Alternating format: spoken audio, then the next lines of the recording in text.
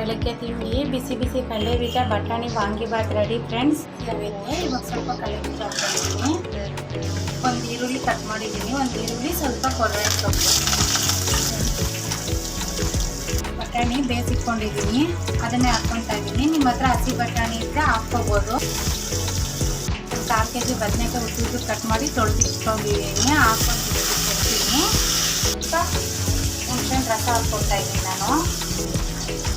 ಪುಡಿ, ಸ್ವಲ್ಪ ಅರಿಶಿನ,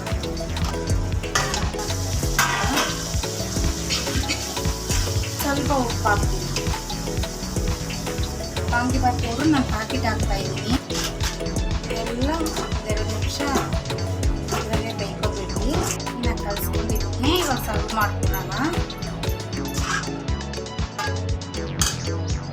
ಬೆಳಗ್ಗೆ ತಿಂಡಿ ಬಿಸಿ ಬಿಸಿ ಕಡಲೆ ಬೀಜ ಬಟಾಣಿ ವಾಂಗಿಬಾತ್